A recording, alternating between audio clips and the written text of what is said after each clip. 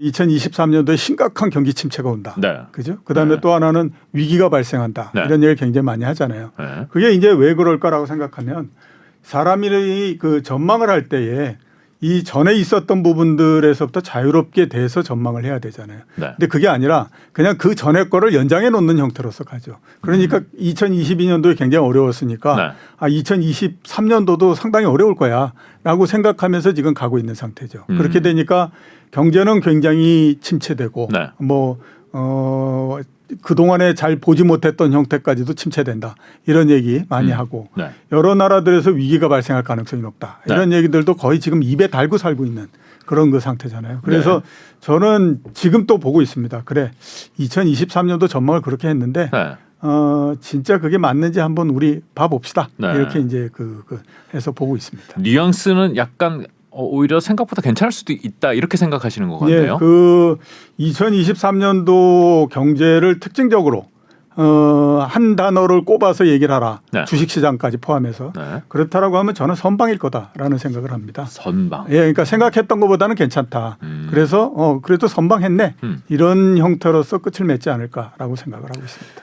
기본적으로 2023년도 지금 이제 시작하는 시기에 약간 경제가 침체 쪽으로 가는 거 아닌가요? 예, 어느 정도는 침체가 되죠. 네. 그리고 나쁜 거는 당연하고요. 네. 그다음에 나쁘지 않다라고 하면 그게 이상하다라고 봐야 되겠죠. 왜냐하면 미국 경제가 2009년도서부터 좋아지기 시작을 해서 네. 코로나19가 났던 때 잠깐 내려갔던 거를 제외하고 2022년 21년도까지 네. 2022년도 상반기까지 계속해서 확장을 했잖아요. 네. 그러면 그 기간이 13년이거든요. 네. 미국 경제 사상 가장 장기간에 걸친 확장을 했었고. 아, 그렇군요. 그러니까 당연히 그거에 따른 후유증도 있을 수밖에 없는 데다가 금리를 2022년도 작년도에 상당히 빠른 속도로서 올렸기 때문에 그쵸. 당연히 그에 따른 후유증이나 상당히 그게 크다라고 봐야 되겠죠. 네. 그러니까 경기가 좋을 수는 없다라고 봐야 됩니다. 음. 근데 좋을 수 없고 하다라고 하는 부분이 지금 시장에서 얘기하는 것처럼 어마어마한 침체가 나와서 정말 이제 모두 다 죽었어. 이렇게 해야 될 정도냐 네. 하는 부분들은 제가 봤을 때에 뭐 그럴 가능성도 있지만 확률이 과연 그게 절대 다수일까라고 하는 생각을 저는 지금 갖고 있습니다. 보통 이제 그렇게 경기가 침체 국면으로 들어가서 그게 힘들 것이다라고 예상하는 바탕에는 예. 물가를 잡기 위해서 이제 중앙은행이 긴축을 한다, 금리를 올린다라는 게 베이스 시나리오로 깔려 있기 때문에 그런 얘기를 하는 거잖아요. 그렇죠. 예. 지금 중앙은행 빼고선 뭐 우리끼리 뭐가 잘 안 돌아가서 경기가 침체될 거 이런 느낌은 좀 아닌 것 같은데. 예. 그 중앙은행은 그럼 계속 올리면 결국 그렇게 가는 게 맞는 거 아닌가요? 일단 금리의 인상 자체는 어느 정도는 이제 마무리 단계에 들어갔다라고 봐야 되고요. 네. 우리나라도 그렇고 미국도 그렇고 네. 뭐 특별하지 않는 한은 유럽 같은 경우에도 상반기를 지나면서는 마무리 수순에 들어가기 때문에 네. 이제는 어느 정도 끝났다라고 봐야 되거든요. 금리의 인상은. 예, 금리 인상은 끝났다라고 봐야 되고 그러면 지금의 금리 수준을 우리가 어떻게 평가할 거냐 하는 네. 부분들입니다. 지금 뭐 그 금리를 어마어마하게 많이 올려서 굉장히 고통스럽다 이렇게 이제 생각하잖아요. 그거는 지난 몇 년 동안에 너무 낮은 금리였기 때문에 그렇고 지금 금리 수준이 오랜 시간 동안에 걸쳐서 보게 되면 이제는 정상의 수준이 됐다라고 보는 것이 맞습니다. 아, 지금이 정상이다. 그럼요. 우리나라 2000년서부터 2022년도까지 한 23년 동안의 평균적인 금리가 어느 정도였냐면 네. 3.8% 정도였습니다. 지금이랑 비슷하네요. 네, 지금이랑 비슷하죠. 그다음에 미국이 3.4% 정도였어요. 그러니까 지금이랑 비슷한 거예요. 그리고 미국의 120년 동안 1900년서부터 120년 동안의 금리를 보면 네. 지금보다도 금리가 낮았던 적은 40년 정도밖에 안 됩니다. 나머지 80년은 지금보다도 훨씬 더 높았어요. 그렇기 때문에 네. 이게 120년이면 온갖 경제 상황이 거의 다 들어간다라고 봐야 되잖아요. 그렇죠. 그렇게 보면 지금의 그 금리 수준이 네. 이제는 정상이 됐다라고 봐야 됩니다. 그러니까 이제서부터 문제는 네. 금리를 언제 내릴 건가 하는 쓸데없는 그런 그 기대를 갖지 말고 네. 이미 올라간 금리 이제는 정상이 됐으니까 이거에 어떻게 적응할 것인가 하는 것들의 문제인데 네. 사람이라고 하는 것이 그 적응력이 상당히 뛰어납니다. 그렇기 때문에 제가 생각했을 때 한 6개월 정도 내지 지나고 나면 네. 높은 금리에 대해서 어느 정도 적응을 하기 때문에 네. 지금 가지고 있는 금리에 대한 부담 이 부분들은 상당히 많이 줄어들 거라고 그렇게 보고 있습니다. 아, 이게 우리가 받아들여서 소위 말해서 이제 뉴 노멀이 될 수도 있다. 예, 그렇죠. 예. 그러면 이게 시장에 미치는 영향은 또 제한적이 될 수도 예, 있다. 이제 군요. 상반기를 지나서 어느 정도 가게 되면요. 네. 뭐 빠르게 되면 한 2분기 정도서부터일 텐데 네. 그때서부터는 이제 금리라고 하는 얘기를 시장에서 그렇게 많이 하지 않습니다. 왜냐하면 금리라고 하는 것 자체가 이제는 그 특별한 변수가 아닌 형태가 되거든요. 그렇겠죠. 예, 그렇기 때문에 금리라고 하는 얘기를 이제 더 이상 별로 그렇게 크게 하지 않는 그런 형태가 되는 거죠. 올해를 보면요. 네. 여러 가격 변수들이 이제는 정상을 찾아서 가는 게 이제 됩니다. 금리도 이미 보면 어느 정도 정상의 궤도로서 들어간 거고요. 네. 그다음에 환율도 보면 원달러 환율이 이제 어느 정도 정상의 궤도로 들어갔잖아요. 지금 1,200원대 네, 1,200원대 중반 정도 네. 이렇게 됐으니까. 네. 그러니까 올해는 그런 가격 변수들이 다 안정권 내로 들어가는 형태가 되기 때문에 네. 이게 그 불안정한 구도에서 안정한 구도로서 제자리를 찾아가는 구도니까 시간이 지나면서는 경제에 미치는 영향이나 시장에 미치는 영향 이 부분들이 상당히 많이 줄어든다라고 봐야 되겠죠. 그렇군요.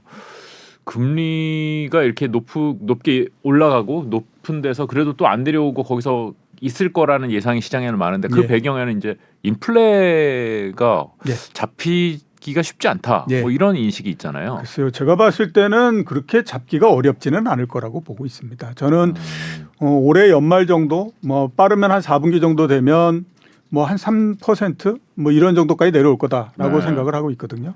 이렇게 한번 생각을 해보죠. 지난 수십 년 동안 뭐 네. 짧게 본다고 하더라도 20년 동안 네. 경기가 나쁠 때마다 우리는 무슨 얘기를 했냐면 야 이게 물가가 떨어지는 디플레이션이 발생할 가능성이 높다. 아, 디플레이 많이 이런 있었죠. 우려를 네. 굉장히 많이 했었죠. 네. 그러면 그거는 오랜 시간 동안에 걸쳐서 우리 지금 세계 경제가 서 있는 토대 자체가 디플레 토대 위에서 서 있다라고 하는 거예요. 지금은 일시적으로 뭐 유동성을 많이 풀었던 거에 대한 후유증, 그다음에 공급 난에 대한 후유증 이 부분 때문에 물가가 올라가는 그런 그 형태가 됐지만 네. 이게 기본적인 토대 자체가 디플레 토대에 서 있다라고 하게 되면 네. 물가의 상승이 그렇게 오래 가지를 못한다라고 하는 겁니다. 그러니까 아. 이게 70년대하고 지금하고의 차이예요. 70년대 같은 경우에는 인플레 토대 위에서 서 있었어요. 네. 그러니까 그게 굉장히 오래 가는 형태였는데 지금은 한번 생각해 보시면 2년 전, 3년 전까지만 하더라도 우리가 무슨 얘기를 했습니까? 경기가 나빠지게 되면 이거 심각한 디플레가 온다. 네네. 이런 얘기를 굉장히 많이 했잖아요. 코로나 전에 그랬죠. 예, 네. 그만큼 디플레 토대 위에서 서 있는 상태이기 때문에 높은 물가가 그렇게 오래 가지를 못한다라고 하는 거예요. 디플레 토대가 몇 년 한 2, 3년 없었던 것 같아 보였지만 그게 아니다. 그게 밑에는 깔려 있다. 이렇게 보시는 예, 거군요. 그렇죠. 그거는 구조적으로서 근본적인 형태를 만들기 때문에 네. 그게 그렇게 쉽게 사라지거나 이러지를 않는 거예요. 그렇군요. 근데 이제 뭐 제가 잘 모릅니다만은 디플레의 요인으로 하나 그 여겨졌던 것이 뭐 글로벌화에 따라서 공급이 이제 공급 뭐라죠? 밸류 체인이 예, 예. 예, 뭐 여기다 저기서 얽혀 있는 상황에서 이제 그렇게 갔던 건데 세계 경제가 지금은 이제 그 구조가 깨지는 예. 분위기니까 예, 그러면은 그 디플레의 기저도 예. 어느 정도 사라지지 않나. 구조 자체가 그 이 변한다라고 하는 거는 네. 하루아침에 변하는 건 아닙니다. 굉장히 오랜 시간이 걸려서 계속해서 바뀌어가는 네. 그런 과정으로서 가는 거거든요. 네. 그러니까 이제 말씀하셨던 것처럼 아무튼 미중 갈등을 통해 가지고 이런저런 형태의 블록이 만들어지고 그게 그동안에 이제 세계가 아무런 블록이 없이 장애물이 없이 움직일 때보다는 여러 가지 장애 요인들을 만드는 건 사실이지만 네. 네. 그게 당장에 크게 영향을 미치거나 이런 부분들은 아니라고 봐야 되죠. 그다음에 또 하나 생각해야 될 건 중국이 그동안에 굉장히 싼 물건들을 굉장히 많이 생산해서 세계에다 공급을 했기 때문에 네. 네. 그래서 인플레이션도 높지 않고 뭐 이런 구조였잖아요. 네. 그 구조 자체가 지금 그렇게 크게 변하거나 이런 것들은 아니거든요. 그래요. 예, 그렇기 때문에 제가 생각했을 때는 그렇게 쉽게 디플레 구조가 개선되거나 없어졌다 이렇게 이제 보기는 어렵다라고 봐야 돼요. 그 말씀을 듣다 보면 인플레를 그렇게 걱정할 필요가 예, 없다. 지금은 이미 인플레라고 하는 것이 피크를 친 상태고요. 작년도 8월 달 이때 이미 피크를 친 상태고 네. 지금은 우리가 생각했던 것보다 빠른 속도로서 내려오지 않는다라고 하는 것이 문제일 뿐이지 네. 천천히 계속해서 내려온다라고 하는 거는 그건 제가 생각했을 때는 믿어 의심하지 않아도 그래요? 되는 그런 상황이 아닌가. 인플레 걱정 별로 할 필요 없다. 그리고 새로운 높은 금리에 대해서도 올해 중반쯤 되면은 별로 민감해지지 않을 것이다. 예. 그렇게 생각하면은 별로 나쁠 게 없네요. 예, 그렇죠. 그러니까 전체적으로 봤을 때에 네. 지금 워낙 뭐 공포가 심한 상태인데 네. 올해 연말 정도에 다시 한번 정산해 보면 네. 그런 대로 선방했네. 뭐 이런 이제 그 얘기를 할 거다라는 생각이 듭니다.